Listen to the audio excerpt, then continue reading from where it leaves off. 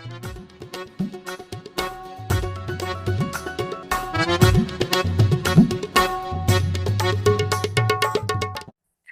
Assalamu alaikum, and welcome to Tasha's Tales. Today's guest is Gary from Sober and Sound. Gary, would you like to introduce yourself? Sure would. Thanks for having me. I'm Gary. I am 43. No, I'm 44 now. It was my birthday the other week. Oh, happy birthday. Thank you very much. I'm getting so old I forgot. And I am the proud creator of Sober and Sound, which is a page dedicated to getting sober. I myself was an alcoholic from about 18 to 33. I've been sober for 10 years, and I started that project to just inspire others, really, and leave a kind of legacy for my kids to look back on and go, oh, he was a nice bloke. It's incredible. I mean, I'm a little bit mortified, I'm not going to lie, because I've been harassing you to join me for a wee while, but it's because your page is so inspiring, so motivational. And despite the fact that I don't drink alcohol, it's still something that I'm really interested in, something that I feel quite vocal and passionate about. So, yeah. So what's your story then? When you say alcoholic, if someone Mhm. who doesn't know what that means, what does that mean? What's an alcoholic?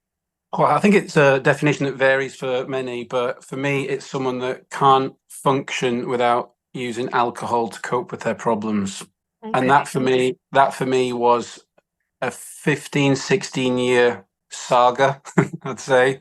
I think there are all kinds. It's a scale and a spectrum, I would say, much like I work with autistic adults, and I would say it's a bit like the autistic spectrum where, you can fall on that, what's the word I'm looking for? There's a place where you can fall in that spectrum. And I Yeah. would say I was at the extreme end. I drank in the mornings, not every day, but regularly. My whole life got damaged by alcohol. And I would say an alcoholic is someone whose life suffers consequences because of their drinking. And was that from the very beginning? You said that it was from the age of 18 to 33. Would you say it was pretty much as soon as you turned 18? I mean, I could almost say it was even earlier. I remember going to like the typical, I'm a 90s teenager, so it was the typical house parties or drinking in the park. And I kind of fell in love with it straight away.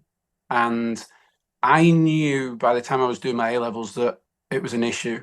I could, Whoa. it was like a runaway train. It was so exciting, and it really allowed me to tap into a persona that I wanted to have, which is like that kind of, I've said it a million times before on my reels, the Oasis-y kind of rock and roll vibe. And it was cool until it wasn't, but quite quickly for me, it wasn't. And it was, in sixth form and A levels, it was damaging my relationships with even school friends, coming on a Monday morning with awful shame about maybe some things that I'd said at the weekend. And then when I went to university with a bit of freedom and an injection of cash every 3 months, it just went out of control. And then I moved to London, which was the worst idea ever when I graduated. And yeah, it was just carnage basically. And would you say you were a functioning alcoholic? Were you still going to work and doing your day-to-day things as Yes, well as consuming alcohol? yes. So when I finished university, I moved to London and I got a job almost straight away. And I worked, solidly until I left to go to Spain. I had a job in Spain. I moved to Spain when I was 31. I drank there for another 2 years, and then my life kind of fell off a cliff and I got sober at 33. And I don't know, the term functioning, I think, can be damaging because it implies that you're okay to a certain degree. And I think functioning is connected to turning up at work. I think that's the only thing that people attribute functioning to. I mean, I've missed a lot of Mondays and Tuesdays, and due to shame, guilt, hangovers, physical and mental reasons why I couldn't get out of bed. But yeah, okay. I mean, if we go by the general description of functioning, I was functioning, yeah. But really, that's really interesting because I had never thought about that. It's a terminology we do throw around, and clearly it's linked to people who consume alcohol and still go to work. But actually, you're not because you're battling with your demons deep down, aren't you? Yeah, and I think also the physical dependency of it means there's all at the beginning when you kind of realize there's a massive problem, you you do try to push it back, and tell yourself that you're okay. And by going to work and making a living and cleaning your house, you think you're functioning, but really every single element of my life was slowly becoming a disaster.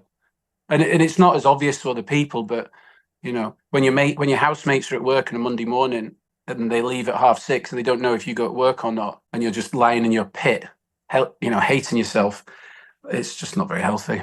So something had to give. I think you're so brave to be sharing your story because, like you said, there was that shame attached to it, and you're sharing the most vulnerable parts of your life, and I think you're really, really brave. I know many people in my life that have had issues around alcohol. I had a Hmm. relative of mine who was an alcoholic, and obviously coming from a South Asian Muslim community, it's never been spoken about. It's never Yeah. ever been discussed. But I have seen people, hiding in family gatherings and having a drink, and the impact of that's significant, isn't it? Yeah. I mean, if you're drinking on a daily basis, all of the people around you are getting affected in some way. Hmm. Even I'm a father, but I've always been a sober father. But I would know that if I were drinking again, just like the quality of presence you can give to people is Hmm. diminished, and that alone is no good if you're a parent. As an example, so yeah, it does it's very pervasive, and secretive and ugly and dark, and everyone's better off sober, in my opinion. And what inspired you to choose to lead a sober lifestyle? Necessity, really, desperation. I was I did, like today's the 1st of October, so a lot of people are gearing up for Sober October, which is great. It's a, positive thing to attempt a month of not drinking. But I wasn't, I had a weekend that basically highlighted to me that if this carried on, I'd either be dead or, just I would waste the rest of my life. And yeah, it was just one of those pivotal like epiphanies where I realized it had to something had to give, otherwise it was just unthinkable really what would happen to me. And yeah, so there was like a specific, if I recall your question properly, there was a specific weekend. I know what initiated me to desperation, absolute necessity. I just wanted a normal life. Hmm. And so you have this weekend and you come to a realization, I cannot continue like this for the sake of myself. What steps did you then take because that's really, really hard, isn't it? When you've had a dependency for 15 odd years, Hmm. which is what it was like for you, and then to suddenly wake up one morning and think, right, this has got to change. How do you get to that? Because that takes some courage, some determination. Yeah, it was the start of realizing I was actually quite a resilient and strong person. So, and I would say this to anyone who has a drink problem, you've got no idea how strong you are and the reserve of strength you've got inside you. You just don't think it because there's a lot of negative self-talk when you've got an addiction. I want people to know that a little bit of momentum and a bit of positivity, a plan, and like almost like a military approach, it will change your life. So how did that happen for me? I just woke up on a Monday morning and realized I'd reached my lowest point. So I rang my now partner and mother of my daughter and just said, I'm done. And she encouraged me to go to AA, which I did that week. And the first week was just like physically kind of clinging on for dear life. I lived in Seville in the south of Spain. It was very hot. It was, if my memory serves me correct, there was a procession. There was like a Catholic, what's the word? Festival. So it was weird. A lot of the streets were blocked off, and I ended up just getting locked in my house with sparkling water, Fanta, and a lot of sugary products to get through. And the first week was hell. I wouldn't recommend it, but the first thing people should do is reach out, Hmm. admit, or not just accept the reality of your situation. And I'm quite good at. I wouldn't say I'm self-deprecating too much. People may watch my Instagram might disagree, might agree that I'm not that self-deprecating, but there has to be some humility, and there has to be a point where you just go, I can't, and then you have to try. And I tried, and it stuck. And you're amazing for doing that because it couldn't have been easy, but you did it. And since then, that was it. Did you have any other moments where you did drink and you had to figure it out all over again, or was that a pivotal moment where you stopped and that was it, and here you are now? That was it. I've not had a drink since that Monday evening, 10.5 years ago. And the I've not. I mean, the first few months was just people talk about cravings and triggers. The first few months was just one continuous trigger and craving. But once I got over that, I started to see that maybe life could be okay. and how long would you say that took? You know, from that one Monday morning where you thought, right, this needs to end, and how long did the trigger and the desperation for another drink continue for, would you say? I was living in Seville. It was April, and I got a transfer. I requested a transfer to Tenerife in the September, and I felt like when I got to Tenerife, I started to breathe. Wow. I felt like the first 4 or 5 months, I was just holding my breath and hoping for the best. And honestly would say it was 5 months of being just ready to explode at any moment, but I managed to weather that storm. So, and then I would say to really like clean up the carnage that my life had become, I would say a good couple of years, because there's like survival sobriety at the beginning to just not get a drink down you. And Mm. then there's long-term emotional sobriety. And I worked out quite quickly that, oh, I have to reprogram everything. At the time, I really enjoyed my job. I'd moved to Spain and become a teacher, and I was good at it. And I thought, I've got a chance here to really flourish at work for the first time in my life. I cut out all social situations. I was like super into solitude, watched a lot of philosophy content on YouTube, and just started to my rebuild my mindset. And I would say it took me a good 2 years to finally class myself as a quote unquote normal person. So yeah, it's. But I drank in the mornings. I drank on a Monday morning. I drank vodka and cranberry juice on the train on the way to work. Not everyone's like that. So I don't want to scare people by thinking, oh, it's a 2 year process. But if you dedicate that amount of time and number of years to hard drinking, it doesn't happen overnight. Yeah, But yeah. that's okay because in those 2 years you learn so much about yourself, and it becomes like this beautiful journey of. I described it as self-discovery recently, but someone not corrected me, but said, "Is it not discovery?" Because if you start drinking at 16 heavily, you don't really become a proper adult until you end up getting sober because you don't do all that natural maturing in your 20s. I didn't certainly. So I had to kind of start from scratch at 33. Yeah, and we're all constantly discovering, aren't we? But obviously for you that there was the barrier of, if you're consuming alcohol and you're under the influence, it puts up a huge what do you call it? A different mask on, doesn't it? Hmm. For Hmm. example, when I was younger in my uni days and people would go out and they would see me being out and they'd be like, "Oh, you're not drinking." And I'd be like, "No." And they would just assume, that I would be boring or, "Oh, how can you do that?" But it's that concept, it's that culture, isn't the drinking culture where it's assumed that if you are drinking, you will naturally have a good time. And I think separating those two is really, really important. That you don't need to have a drink to have a good time. Hmm. But how many people are under the impression that they need to have a drink to have a good time? A friend of mine was going to my wedding in Pakistan. And I said to her, "Look, my family love to party. We're probably going to be up till 4, 5 o'clock in the morning dancing and partying." She was like, "What? Without alcohol?" I was like, "Yeah, without alcohol. None of us are going to be drinking." And she was shocked. She was like, "Oh, there's no way I'm staying up till that time without a drop of alcohol." And she got there and she was around us all. And she was up till 4, 5 o'clock in the morning with us every night dancing, and she didn't need alcohol. She didn't have alcohol. So yeah, what are your thoughts on, the concept of alcohol and having a good time? I've lived in 5 countries, and I would say that there is nowhere like this country for having the mentality that you can only have fun with booze. Mm. It's tragic. This it's a British malaise, I think. The binge drink. Look, I lived in Spain. People like to party and have a drink, but they don't drink like we do.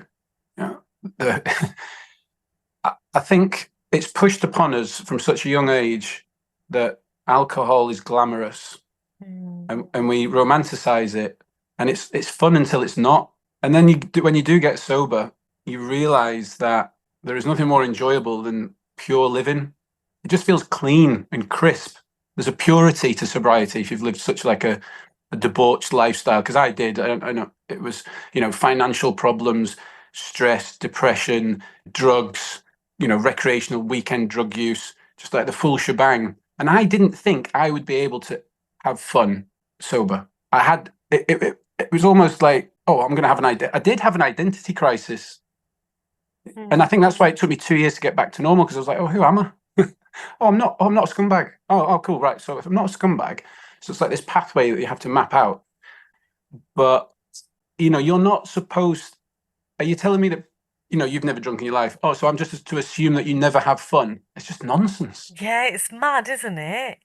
Even now, in my mid-30s, people will ask me, and I know that they're judging me for not drinking. And then it's really, really hard because I feel almost judged for being someone that doesn't drink and that I'll never be able to understand what they're going through. And I won't, but yeah. And, we see the violence, domestic abuse goes up significantly statistically in this country when there's a football match, when it's Christmas, Hmm. when it's New Year. And I think, like you described it, it's absolute tragic. It's really, really tragic that, there's clearly a link between alcohol consumption and the impact on men and women and their behaviors in terms of violence. Yeah, absolutely. I think that night that England lost, not recently, but I'm sure it was the same this year, but 3 years ago when England lost the Euro finals on penalties, the domestic violence that night went absolutely through the roof. So, yeah, I mean, it's just damaging. It's poison. Let's be honest. Yeah.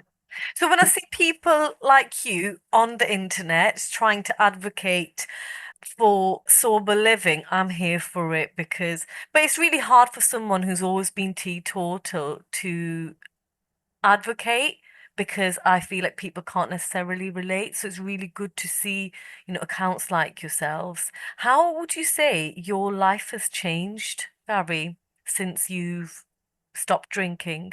Wow. Um, every single element of my life has been dramatically improved. Everything.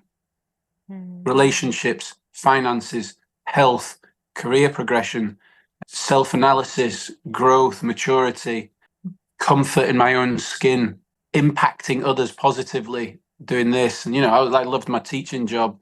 Got a lot of great stories of, you know, me and my colleagues doing our best to inspire, young Spanish 20 somethings. I've contributed to society in a way that I was never able to as well, which was really important for me because as a teenager, I went to an all boys private school. I had a very privileged upbringing, very close to my parents, only child. I had it all really. And I kind of at 33, I would say I started to become the person that I should have been. So it was like my development was delayed, and I've caught up all of the normal things people caught up with all the normal things people do. That's just made me think. So, did the people around you realize that you're struggling with alcohol? Well, the people around me, a lot of them also struggled with it. Right, okay. I've Which got makes it really hard. yeah, I mean, all of my best friends were heavy drinkers, and all of our fun was associated with alcohol and nights out, or day drinking, or sessions in the snooker club from 10 a.m. till midnight.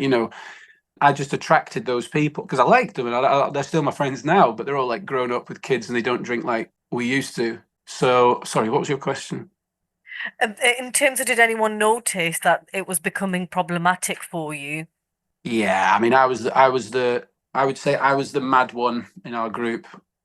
I was the mad one in my group at school. Then I went to uni and met new people, and I was the mad one there. And then I moved to London and had some school friends that had also moved. And then my just friendship circle grew, and I was the mad one there. And that was your identity, I suppose. Yeah, I was just Gary loves a drink and Gary loves a drink on a Friday night, And if you're going to find someone at 8 o'clock in the morning drinking a glass of wine, it's going to be Gary. Everyone knew that. That was my persona, my personality. I was in a band. So, just a lot of, I loved football. I was just a typical 90s teenager that became a naughty boy. It was just Yeah. the natural progression. So yeah, it was hard because everybody was getting smashed as well. However, on a Saturday when my two friends were going to a an exhibition at the Tate Modern, Mm, because they were able to separate Friday night and Saturday day, I mm. couldn't do that. I would like quite literally say, I won't be going to that because I won't be able to drink. So yeah, I was definitely one of the, if not the extreme case in my friend group. But how do you then navigate the social situations now, then 10 years later, now that you're not drinking? How do social situations change for you? Um, do you know what? In the 10 years that I've been sober, the last four have been in England since I moved back from Spain, and I became a dad almost immediately, and obviously COVID lockdown. So the first 6 years of sobriety, I needed to step away from social situations for a couple of years to be able to then walk back into them comfortably as a sober person. So the answer to the question is I did enough inner work, Mm. the deep emotional work on myself to then be able to go into a social situation, kind of laissez-faire, not fussed about the drinking. But I think I wouldn't have been able to do that if I hadn't cut off going out for so long. Does that make sense? Yeah, yeah, absolutely. Because of course, if you're put in a situation where it's so accessible and your best mates are drinking, naturally it's so easy to fall back into the habit of drinking, isn't it? Absolutely, yeah. And I was lucky in a way. I was lucky actually because my life was transient and I was moving around a lot for work. I didn't really stay in a place for much longer than a year. I was able to go to a place, meet new people, do savory things through the day. The reality is, social situations became different. They became daytime activities. I swapped nighttime madness for like daytime goodness. Instead Oh, of that's lovely. go for a walk. I lived in North Tenerife, for example. Everyone associates Tenerife with the south and the beaches, but the North Tenerife is a bit colder and it's densely green. And I go for long hikes at the weekend, and I'd be shot by 6 p.m. I'd be done. I just want to go home and cook. And I started to become obsessed with being on my own and at home and, you know, just being good to myself. I can hear that. I can hear how kind you've been to yourself and how much you've flourished. I think finding yourself through the most difficult times of your life is hard, but you've done it. And, 10 years is a long time to have Hmm.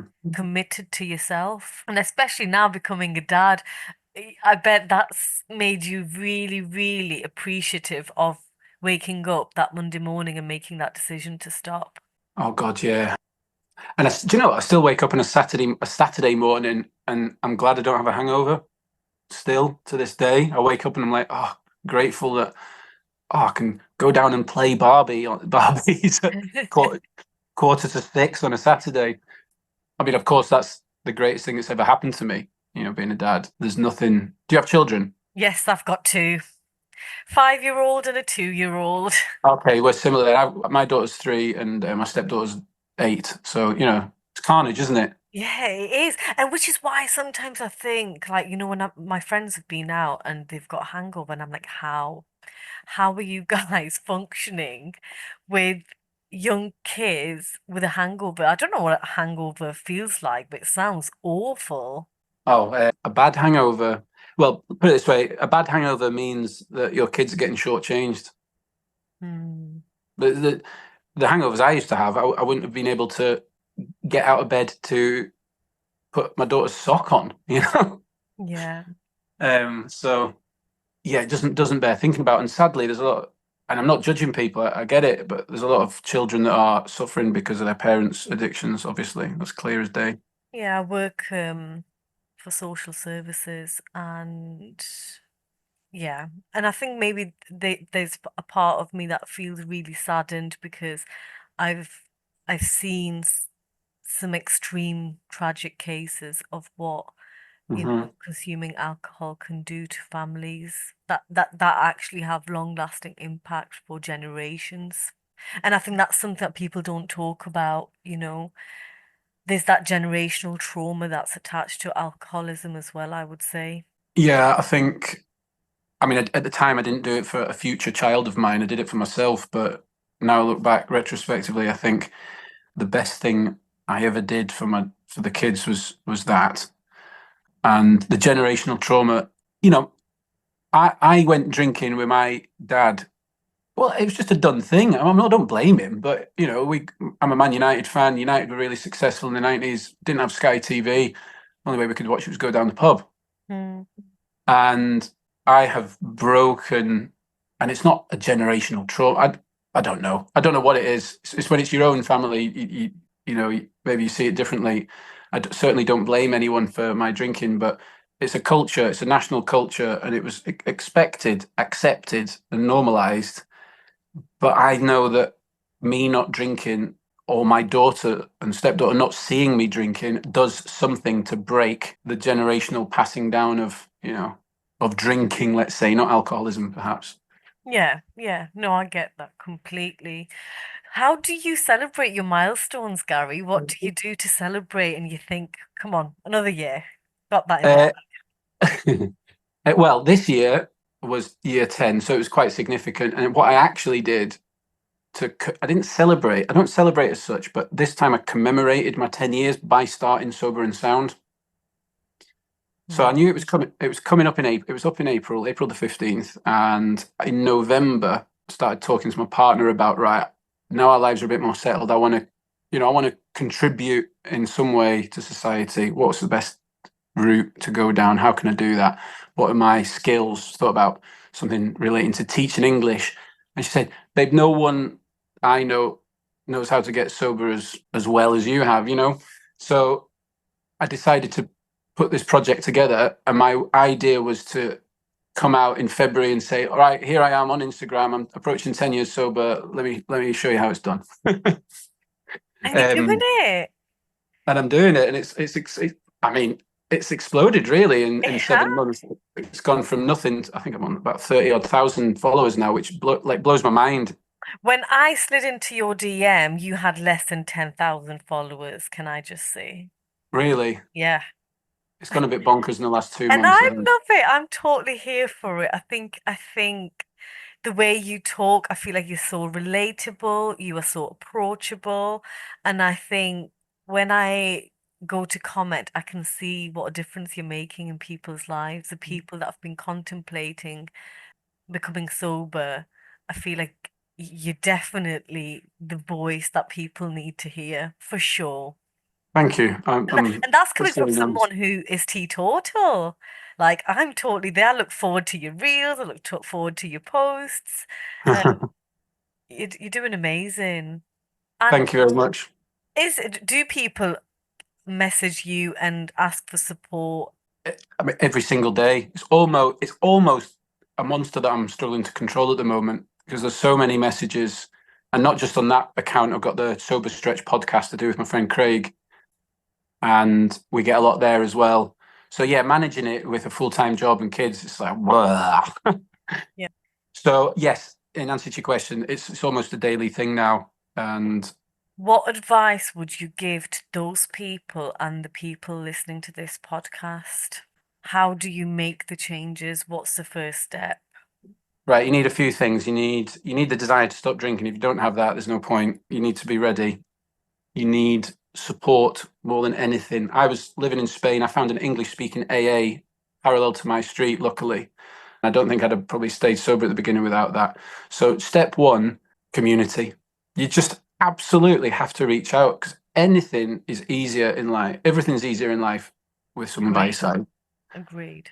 And Craig and I recorded our own podcast this week's episode earlier, and we were talking about how I don't think I certainly didn't realize that a community would help me stay sober. I thought, well, I just have to do it on my own. Can't go to AA. The second I went into AA, it kind of it opened the floodgates to me. I just started going telling people. Oh yeah, people say, "Oh, nice to meet you. What are you doing here?" Blah blah. You know, like a work event in Yeah. the afternoon or the evening after we'd finished classes, and I'd be like, "Yeah, I'm not drinking. I'm sober. I'm 9 days sober." You know, Oh, I was just running around telling everyone to just have accountability everywhere. So I would get support. Absolute first thing. Do you know what? So many of the things are simple. Reach out. But you have to make some kind of plan because you just don't wake up one day and go to the pub and suddenly start drinking Fanta. That's just pie in the sky thinking. mm, So the initial issues you're going to encounter are triggers, cravings, like the physical cravings, and you need to have things in place to be able to deal with them. You need to know that when a trigger hits or when a craving hits, it only actually lasts about 6 or 7 minutes. You know, I did a reel months ago saying it was kind of a joke, but it also wasn't. An episode of Bluey is 7 minutes long. yeah. If if you have a craving, if you sit down and watch an episode of Bluey, see where you are after 7 minutes. You need to find ways to ride out these things. And if you're triggered, where are you going? Are you walking to the pub or are you going to take a long power walk? So you have to be there needs to be not a meticulous plan, but initially the survival sobriety needs some kind of plan for the month. What is your replacement drink in the evenings where you normally reach for a glass of white wine? Tap water? It's not going to cut it, is it? What about you get like a nice strong ginger beer and you put a slice of lime in it Mm. and some ice and it looks visually appealing?